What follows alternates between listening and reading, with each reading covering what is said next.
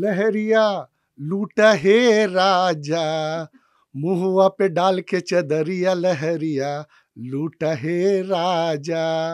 लहरिया लुटाने के लिए आज मेरे साथ हैं इंदु सोनाली जी। आइए हम बात करते हैं इंदु सोनाली जी से। मैडम, बहुत बहुत स्वागत है हमारे चैनल द फुल वॉल्यूम पे। धन्यवाद। सबसे पहले द फुल वॉल्यूम चैनल को मेरी ओर से बहुत बहुत शुभकामना, और द फुल वॉल्यूम के सभी दर्शकों को इंदु सोनाली का प्रणाम, नमस्कार, गुड लगतानी। संगीत का सफ़र आपकी कैसे शुरुआत हुई?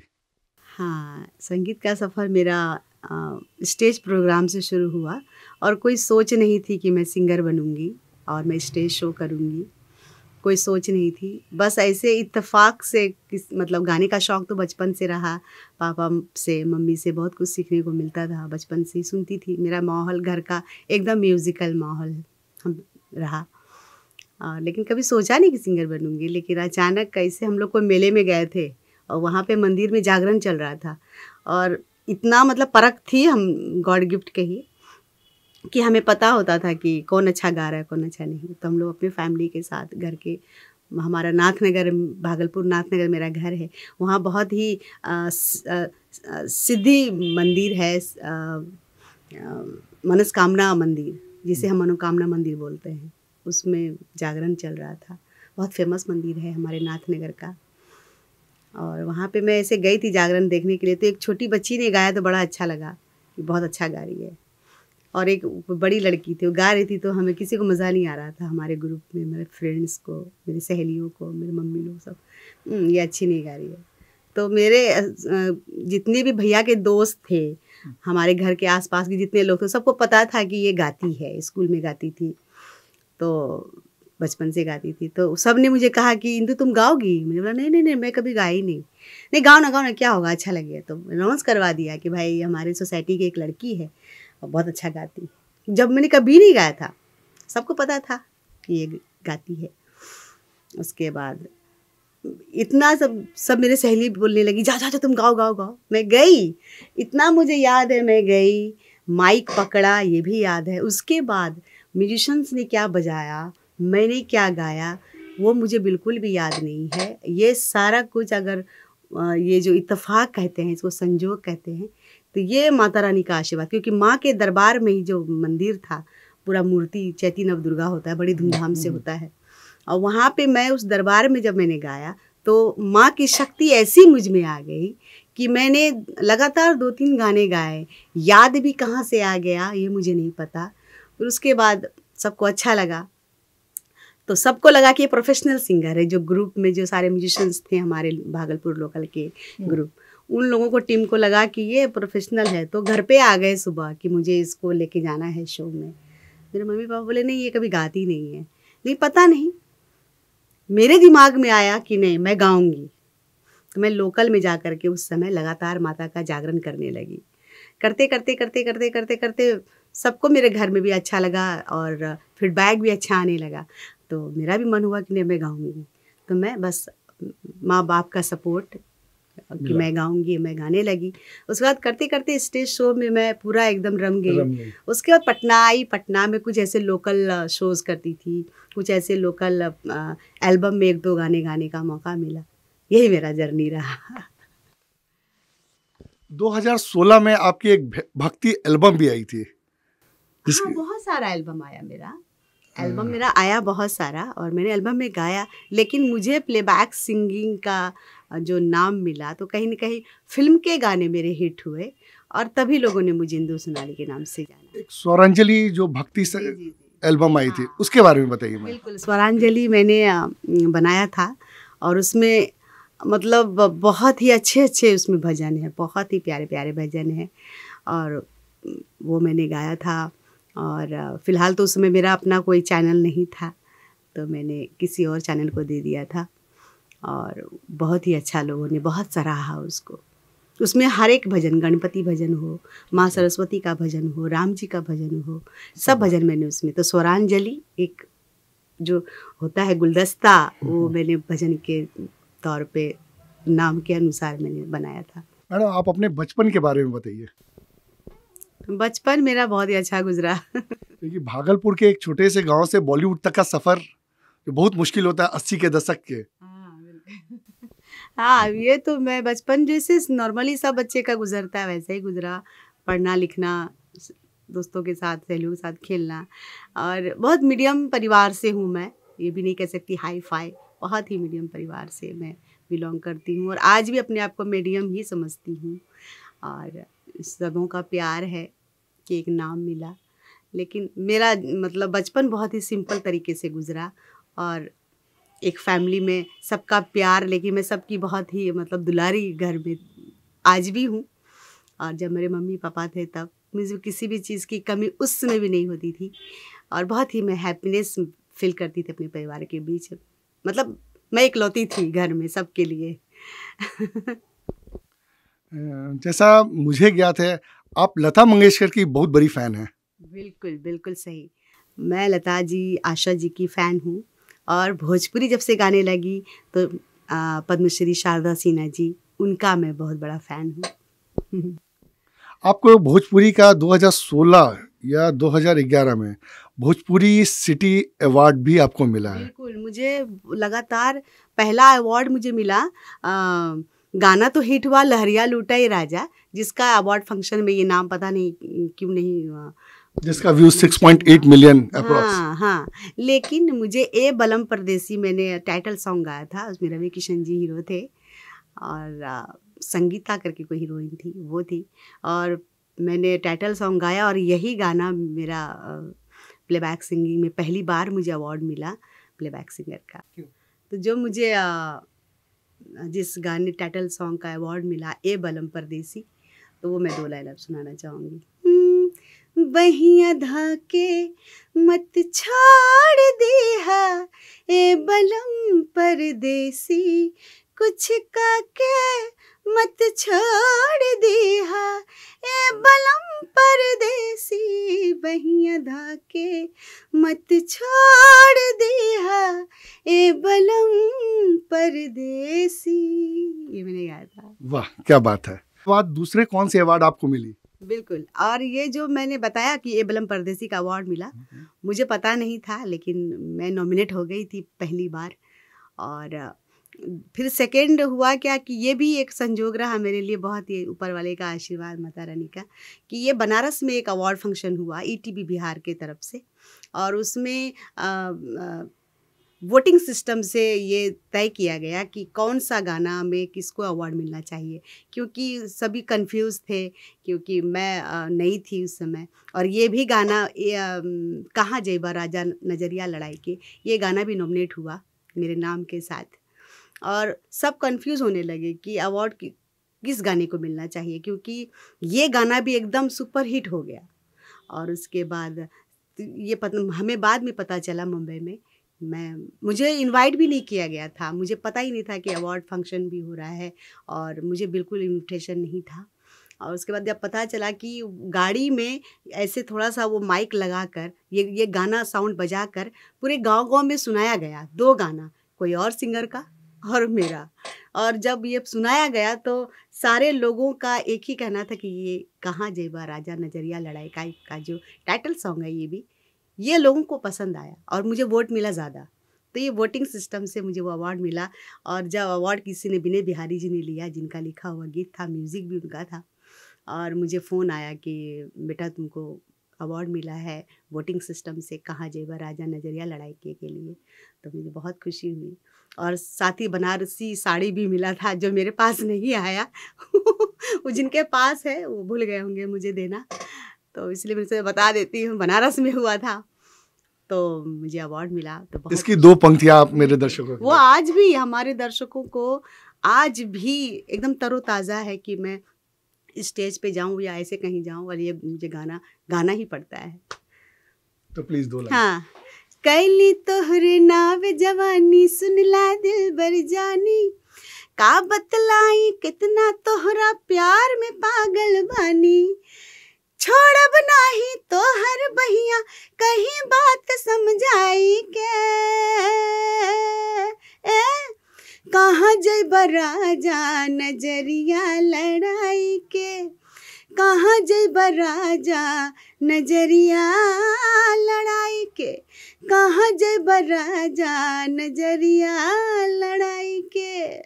वाह क्या बात है। मैडम आपके सबसे पहले संगीत में ब्रेक कहाँ मिला? संगीत का ब्रेक? हाँ। वो तो जब मैंने बताया कि मैं भागलपुर में लोकल गाने लगी, तो हमारे वहाँ पे भागलपुर रेडियो स्टेशन के कुछ अच्छे अच्छे कलाकार जब उन्होंने मेरी आवाज़ को शो के माध्यम से सुना, तो उनको लगा कि इसको थोड़ा सा गाइडलाइन चाहिए, ये बहुत आगे जाएगी।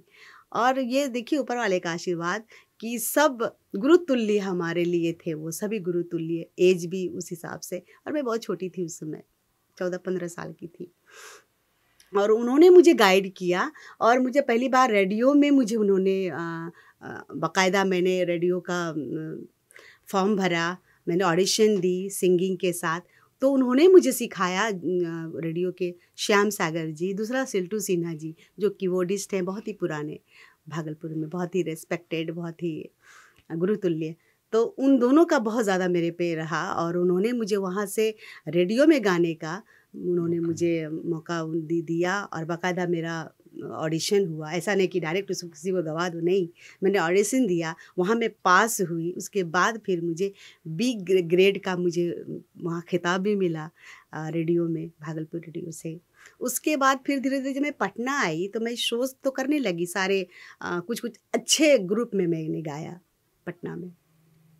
और उसमें एक खुदूस जी वेब के जो क्या बोलते हैं उसको, जो सारे वो कैसेट वैसेट बनवाते थे सब कलाकार का डिस्ट्रीब्यूटर, उन्होंने कहा कि भाई इस लड़की में वो बात है। पटना में शोर हो गया कि एक नई लड़की आई है, और उन्होंने मुझे लाइव शारदा सिन्हा जी का जो भी फोक, जो जितनी छठ भजन है सेलेक्टेड, उन्होंने मुझे लाइव फिर से स्टूडियो में, पीजी सुपर साउंड जो मेरा पहला स्टूडियो रहा मेरे सिंगिंग के तौर पर, और मैंने वहीं से शुरुआत करी पीजी सुपर साउंड। और वहाँ पे मैंने पहली बार छठ का भजन गाया लाइव। और उसके बाद फिर मैं वहाँ पे ही हर तरह के खोटा और भोजपुरी ज़्यादा, अंगिका, हर भाषा में मैंने एल्बम गाया। तो मेरी शुरुआत अगर देखा जाए प्ले कैसेट के माध्यम से, वो रहा मेरा पीजी सुपर साउंड से, जो आज भी मुझे याद है। आप जो संगीत गाती है, गीत गाती हैं, सॉन्ग्स गाती हैं, वो भारतीय शास्त्रीय संगीत से मिलती जुलती है, इसके बारे में क्या कहेंगे? अच्छा, मेरी आवाज़ में? हाँ। हाँ बिल्कुल, वो मैंने जिस तरह कहा कि उन्होंने मुझे जब सिखाया, रेडियो में मैं लाइट म्यूज़िक सीखती थी, तो थोड़ा बहुत वो उनको मेरे जो भी मैं गाती हूँ, जो गले की हरकत है या जो भी है, ये एक तरह से गॉड गिफ्ट है। प्लस मेरे पापा मुझे कुछ कुछ सिखाते थे, बोलते थे कि यहाँ पे ऐसे हरकत आएगा, ऐसे, तो मेरे पापा ने सिखाया थोड़ा बहुत, जिसको कहते हैं थोड़ा सा पॉलिश। तो पॉलिश मेरे पापा, पिताजी के द्वारा हुआ। बिल्कुल। और जो हमारे गुरुतुल्य हैं सिल्टू सिन्हा जी, वो मेरी आवाज़ पे बहुत ज़्यादा मुझे खुद बताते थे कि तुम ऐसा कर सकती हो। तो थोड़ा सा वो मुझे आरोह अवरोह का जो भी होता है, स्टार्टिंग ही मैंने किया था क्लासिकल सीखना, लेकिन पूरा मैंने सीखा नहीं।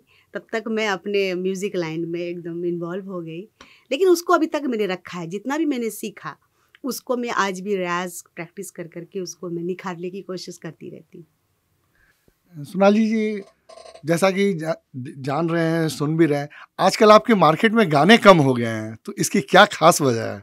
नहीं, बिल्कुल नहीं। बिल्कुल, मैं तो कहूँगी कि बहुत ज़्यादा आने लगा। पहले होता था कि फ़िल्में, अगर मैं फ़िल्में आज भी गा रही हूँ, अभी लॉकडाउन की वजह से मैं पटना से मुंबई बहुत कम आना जाना मेरा हो रहा है। उस बीच में भी जितने भी मुंबई के सारे फ़िल्म के गाने हैं, वो आज भी मैं यहाँ से पटना से गा के भेज रही हूँ मुंबई में।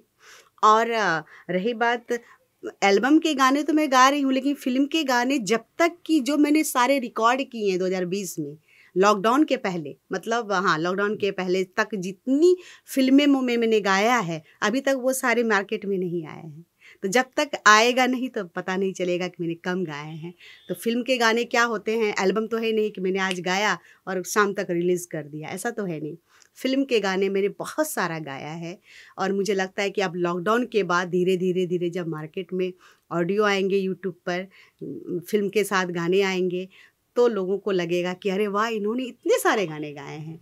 और रही बात अभी लगातार अगर बज भी रहा है मेरा गाना, तो जितने भी सुपरहिट गाने हैं वो तो बज ही रहे हैं, लेकिन धीरे धीरे अब नए नए फिल्मों के गाने अभी सुनने को मिल रहे हैं। प्लस अभी तुरंत मार्केट में एल्बम भी मेरा बहुत सारा चला गया है, तो ये नहीं कह सकते कि कम सुनने को मिल रहे हैं, नहीं। हाँ, ये है कि नए फिल्मों के जो गाने मैंने गाए हैं वो अब धीरे धीरे सुनने को मिल रहे हैं। अब लॉकडाउन हाँ, खत्म होने के बिल्कुल। बाद इतना गाया कि मुझे खुद याद नहीं है, और सारे सुपरहिट गाने आए हैं। और अभी जब धीरे धीरे लोगों तक कानों तक जाएंगे, यूट्यूब है तो पता चल जाएगा। सोनाली जी, आपके करीब करीब 300 गाने, 50 वीडियो एल्बम्स मार्केट में आए हैं।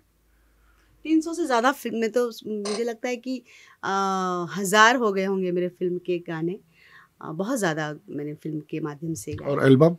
एल्बम हाँ, बहुत ज़्यादा। अब तो मतलब रनिंग में बहुत ज़्यादा है। जब मैं प्लेबैक सिंगिंग कर रही थी उस समय मैं एल्बम में नहीं गाने का मुझे टाइम ही नहीं मिल पाता था, लेकिन लॉकडाउन की वजह से अभी मैं अपने गांव में रही, पटना आई, तो सभी धीरे धीरे सारे कंपनियों ने मुझे जोड़ा कि नहीं, अब आप मेरे एल्बम के लिए गाइए, मेरे कंपनी के लिए गाइए। तो मैं अभी अपने, क्योंकि बहुत मेरे ऐसे मतलब 95% मेरे जितने भी लिसनर्स हैं, व्यूअर्स हैं, उस सारे का यही कहना था कि मैम आप फिल्म में गा रही हैं, लेकिन हम लोग चाहेंगे कि अब आपका एल्बम के माध्यम से हम आपको देखें, सिंगिंग और वीडियो के माध्यम से। तो वो मैं अभी स्टार्ट है मेरा अपना भी एक इंदु सोनाली इंटरटेनमेंट चैनल है। तो जब कोई मैंने शुरुआत अपने एल्बम से की तो इंदु सोनाली इंटरटेनमेंट चैनल से, और इस चैनल को सारे लोगों ने जाना कि ये एल्बम भी गा रही हैं, स्टेज शो भी का भी मैं उसमें डालती रहती हूँ, तो लोग अब जानने लगे हैं कि मैं अब एल्बम में भी पूरी तरह से इन्वॉल्व हूँ। मैम, जिस समय आप भोजपुरी फिल्म इंडस्ट्री में कदम रखी थे, उस समय की इंडस्ट्री और आज की भोजपुरी फिल्म इंडस्ट्री में कितना फर्क आपको नजर आता है? फर्क क्या कहिए, तो पहले के उस समय के हिसाब से उस समय का अच्छा रहा। वो सुनहरा सफ़र था मेरा, और सुनहरा पल देखने को मिला जब मैं मुंबई में। मुझे याद है कि जब प्लेबैक भोजपुरी फिल्मों का दौर शुरू हुआ तब मैं मुंबई चली गई थी, और मैं गई थी टी सीरीज में एल्बम गाने के लिए। और आनंद मोहन जी हैं, आनंद मोहन पांडे, उन्होंने मुझे कहा पटना में ही कि बहुत अच्छी नई लड़की है और वो गाती है। तो टी सीरीज में उन्होंने चर्चा करी, तो उनका हमेशा टी सीरीज से एल्बम निकलता रहता था। तो डुएट गाने के लिए उन्होंने मुझे मुंबई में टी सीरीज से कहा, और टी सीरीज ने मुझे कॉल किया था, तो मैं मुंबई गई थी एल्बम गाने के लिए। तो जब धीरे धीरे मुझे प्लेबैक सिंगिंग करने का जब मौका मिला, वहाँ लोगों को पता चला, तो मैं ऐसे डमी गाती थी और वो फाइनल होता चला गया फिल्म में। तो उस समय का जो दौर मैं देखती थी, मैं जाती थी स्टूडियो, मेरा गाना रिकॉर्ड हो ना हो कि मैं नई थी, तो आनंद मोहन जी लोग बोलते थे कि गेस्ट हाउस में बैठ के क्या करोगी, चलो फिल्म की रिकॉर्डिंग, आज उदित जी की रिकॉर्डिंग हो रही है। तो उस समय में भोजपुरी का जो मैंने दौर देखा, सच्चाई बता रही हूँ, आंखों देखा हाल, कि भोजपुरी बहुत पहले तो रफ़ी साहब, लता जी, आशा जी, अलका जी जो गाते थे, जो लोग, लेकिन जब मैंने उस दौर में देखा, 2006-07 की बात है, 2006-07, जिस स्टूडियो में देखती थी उदित जी, लता जी, आशा जी, कैलाश खेर, जावेद जावेद अली, विनोद राठौर साहब, मोहम्मद अली साहब जो नहीं हैं, वो मैंने भोजपुरी में भोजपुरी फिल्म जितने बनना शुरू हो गया, और उस लेवल मैंने देखा कि भोजपुरी के गाने वो सारे स्टार गाते थे और मैं देखती थी। वो एक समय था। हमारे बिहार का कोई भी कलाकार आज जो भोजपुरी गाने वाले एल्बम सिंगर हो, जो हीरो बन गए, उस समय किसी की एंट्री मुंबई में नहीं थी सिवाय मनोज तिवारी जी के, क्योंकि वो हीरो वो डेब्यू कर चुके थे ससुरा बड़ा पैसे वाला। उसके बाद जब जितनी सारी फिल्में बनने लगी, वो साइन किए थे, तो उनकी सारे फिल्मों में यही सब स्टार को मैंने गाते देखा अपनी आंखों से। हर एक किसी के पीछे कोई ना कोई गॉडफादर होता है। आपके गॉडफादर कौन है? मेरे गॉडफादर मेरे पापा हैं। और भोजपुरी के, हाँ, अच्छा भोजपुरी। मुझे लगा कि मेरे म्यूज़िक के गॉडफादर, सब मेरे लिए गॉडफादर है, क्योंकि सबसे कुछ कुछ सीखना मिलता है, कोई एक है नहीं। और मेरी मेहनत गॉडफादर है मेरा। और जितने सारे मेरे म्यूज़िक डायरेक्टर्स जितने भी हैं वो मेरे लिए गॉडफादर है, क्योंकि मुझे जिसने हर किसी से आज भी मुझे सीखने को मिलता है, मैं आज भी सीखती हूँ, वो ललक है मेरे में। तो गॉडफादर हम एक को मान नहीं सकते, सब मेरे लिए गॉडफादर हैं जिनसे मुझे कुछ कुछ सीखने को मिला और आज भी सीख रही हूँ जो सिखा रहे हैं। क्या इंदु सोनाली जी का कमिंग कोई मूवी में आने का विचार है? मतलब क्या? फिल्म में आने का कुछ? नहीं, एल्बम में अभी मैं अपने आप को दिखा रही हूँ, इतना ही काफ़ी है। फिल्म के लिए कभी नहीं सोचा। मुझे आया भी था ऑफर, राजकुमार पांडे जी ने मुझे घर में आकर कहा था। उस समय मुझे लगता है कि मेरा बेबी मुझे होने वाला था तो उस समय वो आए और कुछ ऐसा रोल था अग्रेसिव, कोई जो माँ है जो बच्चे को जन्म दे रही, उन्होंने स्टोरी भी सुनाई थी उन्होंने, और उन्होंने कहा था कि आप इस रोल को आप करिए। उन्होंने मेरे को लेके जहन में, लेकिन मैंने इच्छा नहीं जाहिर की। तब सबसे पहले तो मैं थोड़ी प्रेग्नेंट थी। दूसरी बात, उसके पहले भी मुझे बहुत सारे डायरेक्टर्स ने मुझे कहा था कि आप ही को हीरोइन के लिए मैं साइन करूँगा। मैंने कहा नहीं, मैंने उस समय बिल्कुल इंटरेस्टेड नहीं थी और आज भी फिल्म के लिए इंटरेस्टेड नहीं हूँ। और मैं एल्बम में जो मेरी इच्छा थी, शौक़ था कि अगर मैं एल्बम करूँगी तो मैं अपने आप को थोड़ा सा एक्ट करूँगी, वो मैं करती हूँ और लोगों को देखने को मिलता है, अच्छा लगता है। अच्छा लगता है आपकी अपकमिंग आने वाली एल्बम और म्यूजिक सॉन्ग्स कौन कौन सी है? बहुत सारे। अभी तो होली का है, अभी मैं कल ही शूट करके आई हूँ। और उसकी 2 लाइन सुनाएंगे? हाँ बिल्कुल सुनाऊंगी। तो अभी जो इंदु सोनाली एंटरटेनमेंट से जो मेरा होली सॉन्ग्स आने वाला है, तो उसका एक बहुत प्यारा सा सॉन्ग, जो एक पत्नी, ऐसे देखा जाए तो घर में बहुत ऐसी महिलाएं हैं जो जिनके पति बाहर हैं, काम कर रहे हैं, और उनकी इच्छा होती है कि इस बार होली में वो आएँ। तो वो जो इंतज़ार है, वो इंतज़ार सॉन्ग के माध्यम से मैंने गाया है इंदु सोनाली एंटरटेनमेंट से। और इसमें आशीष ने म्यूज़िक दिया है और अनिल कुसुम का उसमें लिरिक्स है, और बहुत ही बेहतरीन सॉन्ग है, तो मैं गाना चाहूँगी। छनन छनन छन बाजे पायलिया, कुहुक कुहुक कुहू कुहू के कोयलिया, चमके टिकुलिया, आ गइल होलिया, उनका कब संदेश मिलेगा, ए चंदा कहीं हा पिया से, प्रीतम बिन ना रंग खिलेगा। वाह, क्या खूब है। सोनाली को संगीत के अलावा और क्या शौक है? अच्छा, शौक है घूमने का, जो मौका नहीं मिल पाता कि मैं बाहर जाऊं घूमूं, बहुत शौक है मुझे, लेकिन अभी मौका नहीं मिल पाता। दूसरी बात, अच्छे कपड़े पहनने का शौक है। कितने भी कपड़े मेरे पास हों, लेकिन मुझे लगता है कि मेरे पास बहुत कम है, तो वो शौक है। और खाने पीने का शौक में, जो नॉर्मली सब खाते हैं, लेकिन उसमें थोड़ा सा हटके है कि मुझे फ्रूट्स बहुत ज़्यादा पसंद है, उसका मैं बहुत बड़ी शौकीन हूँ। तो ये सब शौक है मेरा इंदु सोनाली जिस गाने से मशहूर हुई है, लहरिया लूटा ये राजा, वो हमारे दर्शकों के लिए 2 लाइन गा दे। बिल्कुल बिल्कुल, ज़रूर गाऊंगी। इस गाने ने मुझे एक पहचान दी, इंदु सोनाली बनाया।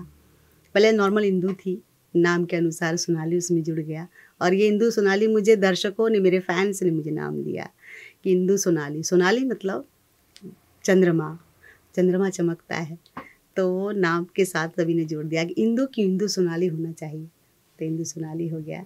ज़रूर मैं सुनाना चाहूँगी, जो आज भी तरोताज़ा है। और मैंने अभी जो होली सॉन्ग गाया है लाइव, उसमें भी मैंने ये 2 लाइन उसमें रखा है, ताकि मेरे फैंस को बहुत पसंद आए, और सच में पसंद आ रहा है। तो वो तो जब सुनेंगे तो हमारे लिसनर्स को और व्यूअर्स को पसंद आएगा। आई राई राय राय राय, लूटाया राजा, लूटाया राजा, मुहावा पर डाली के चदरिया लहरिया, लूटाया राजा, मुहावा पर डाली के चदरिया लहरिया, लूटा है राजा। थैंक यू, बहुत बहुत शुक्रिया। मैम, हमारे दी फुल वॉल्यूम चैनल के माध्यम से हमारे दर्शकों को क्या संदेश देना चाहेंगी? नमस्कार, मैं Indu Sonali. The full volume channel को मैं ये कहना चाहूँगी कि माध्यम से कहना चाहूँगी कि सभी दर्शकों से कि ये चैनल बहुत ही अच्छा चैनल है और ये महिलाओं के लिए और जो न्यू जनरेशन के हैं यूथ, वो उनके लिए समर्पित है ये चैनल। और इसमें कोई राजनीति कुछ भी ऐसा नहीं है जिन्हें आप देख करके ये द फुल वॉल्यूम चैनल को आप लोग कोसे क्या दिखा रहे हैं, नहीं, ये बहुत ही अच्छा चैनल है और आप सभी इस चैनल से जुड़िए, देखिए और एंटरटेन करिए। धन्यवाद, थैंक यू, शुक्रिया।